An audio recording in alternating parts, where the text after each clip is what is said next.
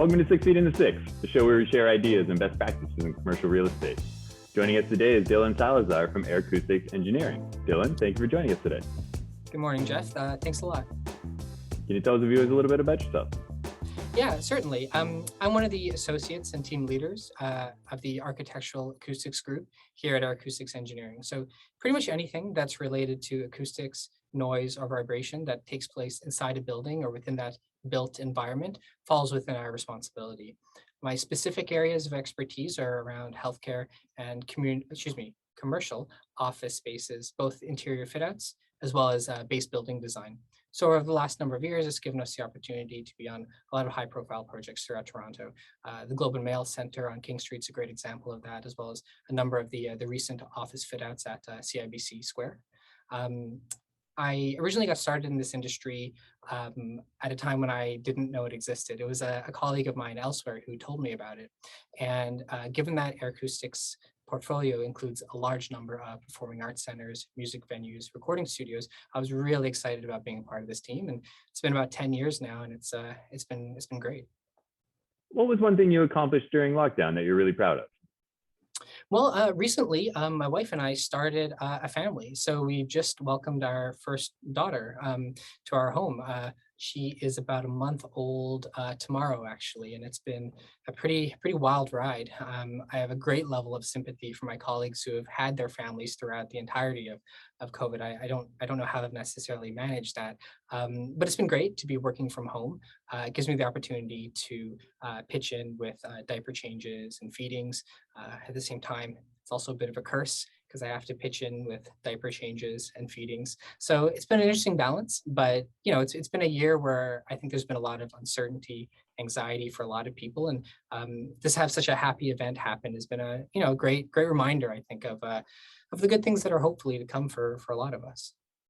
Dylan, in this next segment, we take a deep dive on our guest LinkedIn account and look for posts that need more context. Now, you're not the most active LinkedIn user. However, a year ago, you did have a post here. It looks like you were participating in an event at George Brown College, working with students and talking about acoustics. So what can you tell us about this event? Oh, that was a great opportunity. And yeah, I know you have to dig pretty deep to find a lot of LinkedIn activity, which is something I ought to be adjusting in the future. But that was a great opportunity where Sheva reached out, and she's one of the instructors there. And she's, for a number of years, been running a high-level introductory course related to acoustics and lighting design. So toward the end of the term, they invited me in to talk about some of the high-level things that we do, primarily as it relates to retail environments and a number of other spaces like that. But always excited to have the opportunity to talk to young people who are curious about the industry, tell them more about the industry. And I was very surprised to learn how much they already understood. So it kind of came up very quickly, but it was a great experience. Absolutely. What was the last year like for your business? I mean, what a question, right? I think that there are two ways to kind of look at this past year. One is just simply through the bottom line and workflow and things like that. And then the other side is probably the change management that we had to look at when it came to going to a remote environment so quickly. So in terms of the former, right at the beginning of COVID, we definitely saw a number of our commercial office fit out clients take their designs and go on hold. In many cases, this was to, I think, reconsider what their design may look like in the future, or it was just to take a breather and try to take stock of what was happening. So although that was a bit of a scary moment, we remained pretty optimistic that that type of work would always come back. And even though there's a lot of discussion about what the future office will look like, and you hear things about, oh, perhaps people will abandon offices entirely, there's always been, I think, a sense of prestige that comes with having a headquarters in a city like Toronto. And so with a lot of these types of clients, we knew that there would be if not a necessity, then certainly an enthusiasm to returning. And at the start of this calendar year, we saw almost all of that work come back. So we've been very grateful that we've had a lot of clients that have kept us going.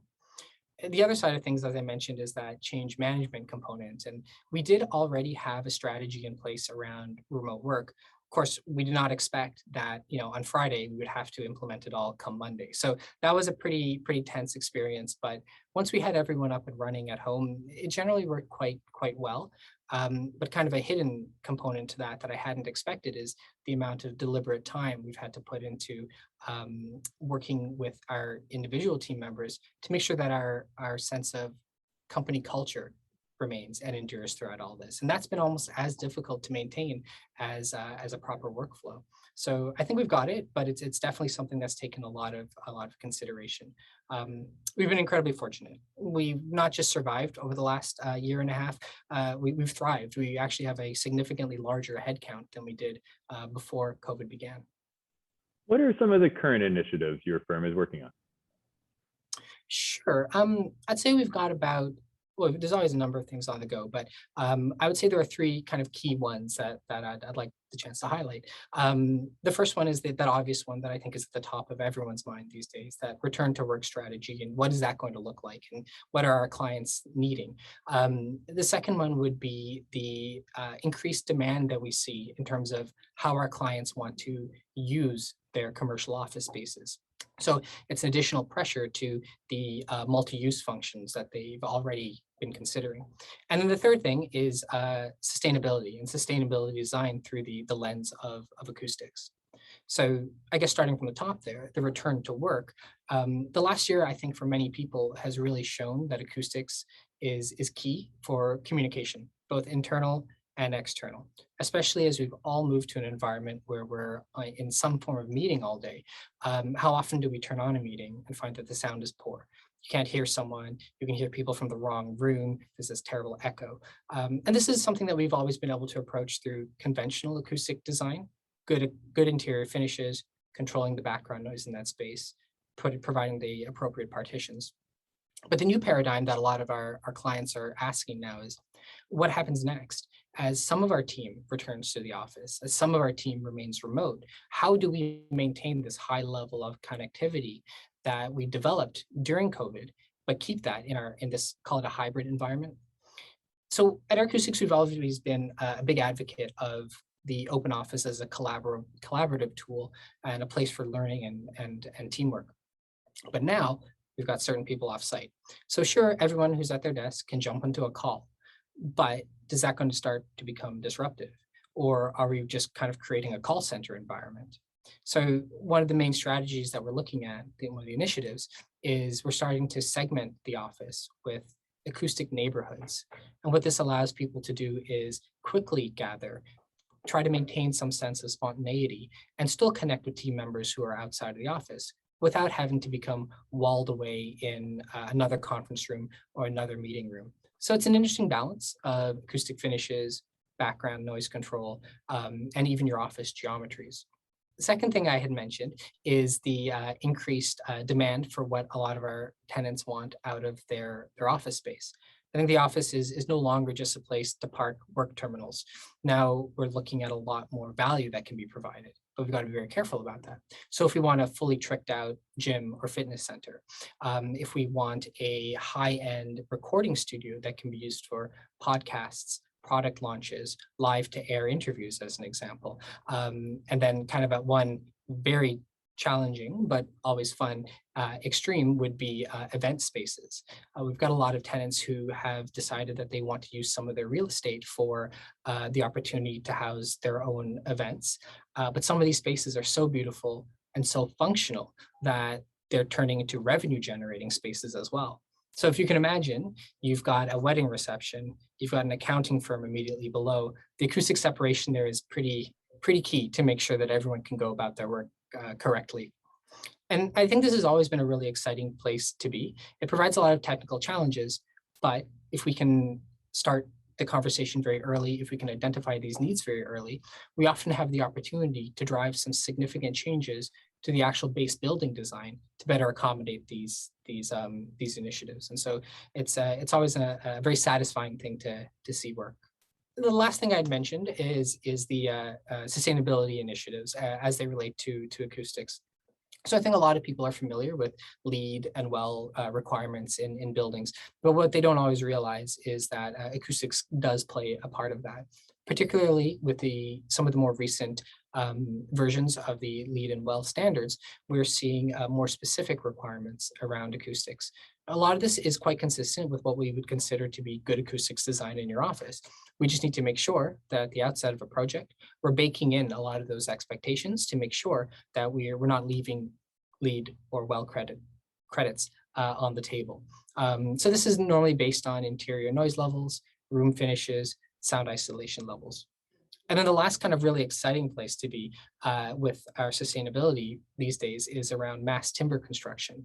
Mass timber is a wonderfully sustainable initiative that's out there right now and provides some real beautiful aesthetics.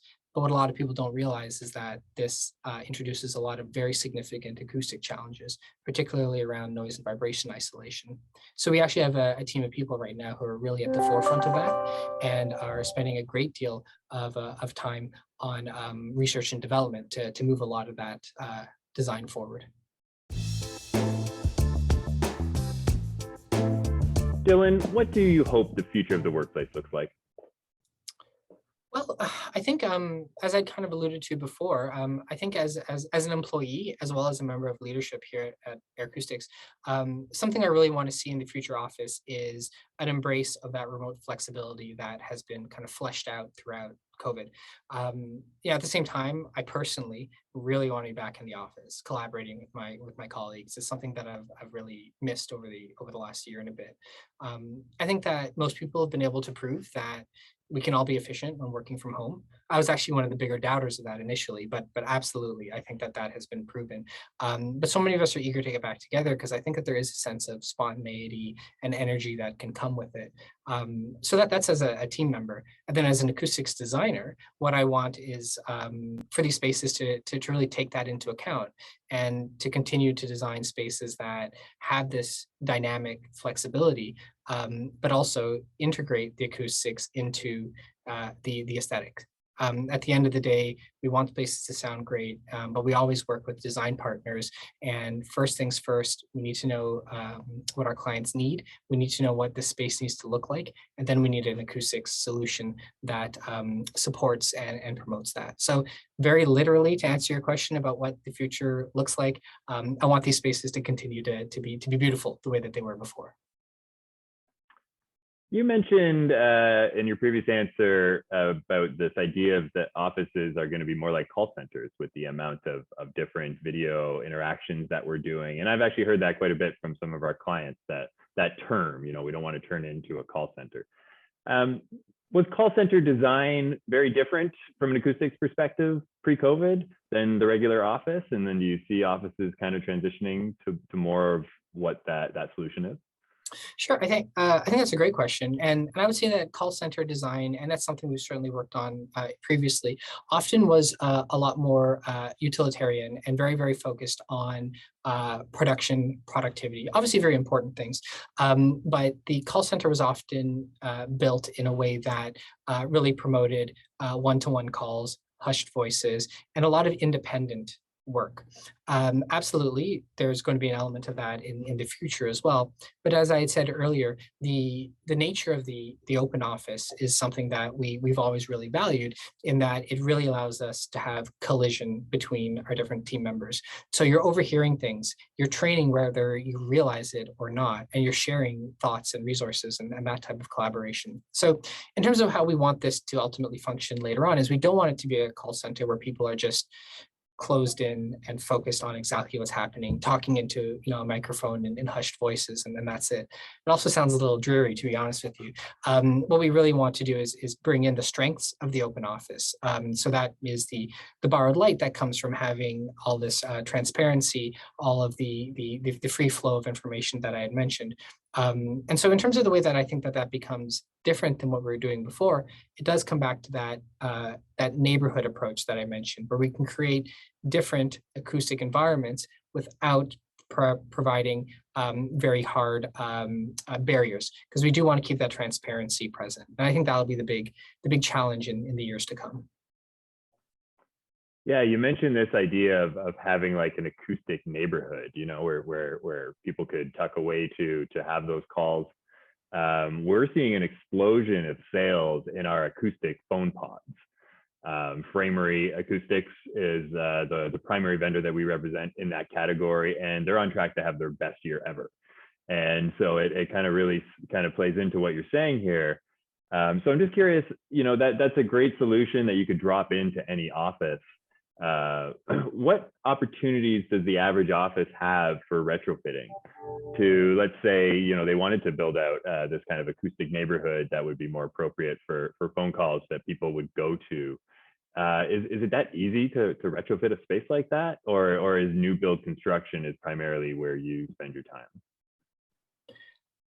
I think, well, that's what a loaded question. I think retrofits always seem easy until you scratch the surface, and then you find out that there are all these other interesting challenges. But I would say that at least half of the work that we do is related to retrofits and things like that. So when you mentioned what you had just a moment ago about the Framery system, I'm not surprised that that is becoming a pretty hot commodity out there. The opportunity to just drop in a procured product and create that immediate out of the box experience is obviously very valuable. Now, when it becomes a wider discussion around, we want more than just one person in a phone booth. We want to be able to have a group of 5 people show up somewhere. We can obviously make that happen, but what that means is we need to integrate that much more with the design. So I think concretely, what we would do in a retrofit environment is we'd need to do a survey. How loud is this environment? Is it already too loud from our mechanical system? Is it too quiet from our mechanical system? That's something that we would start with. We would then begin to integrate into how that can be adjusted if it needs to be. And then, of course, there's a lot of toying with the different acoustic finishes that we have in the space. And as I mentioned before, the aesthetics is something that really excites us as well. So in many cases, if you just take an open office, which is just completely ACT everywhere, as we have the opportunity to develop these different neighborhoods, you can also give them different visual attitudes as well. And I think that also lends itself psychologically to treating different areas differently. So I would say anything can be done, of course. And in a retrofit, depending on how dense the infrastructure is, it can be more challenging than not. But absolutely, we've gone into some really challenging spaces and really transformed them. Dylan, is there anything else you want the Six to know about you or Aercoustics engineering? Sure, yeah, there's plenty of things, but I think something that I always love to emphasize is that Aercoustics is a place that really embraces technology. And I think it's one of our real distinguishing traits. Particularly, a few years ago, we completed the design and construction of the Bridge, which is an acoustic simulation room in our office here just outside of Toronto. And what this allows us to do is bring clients into our space and let them know exactly what their future environment is going to sound like. So how is your voice going to sound in a certain boardroom? What will the subway intrusion sound like 3 or 4 floors up? And kind of a little bit more exciting, what will a clarinet sound like if you're sitting in the 4th row in a theater in the future? So this is a really, really great way for us to take the engineering and the science that underpins our work and distill that into a subjective experience. Because at the end of the day, it's a really powerful way to have that conversation with our teammates and our clients. Well, thank you, Dylan, for coming on the show and sharing your ideas. Keep up the good work. Thanks, Jeff.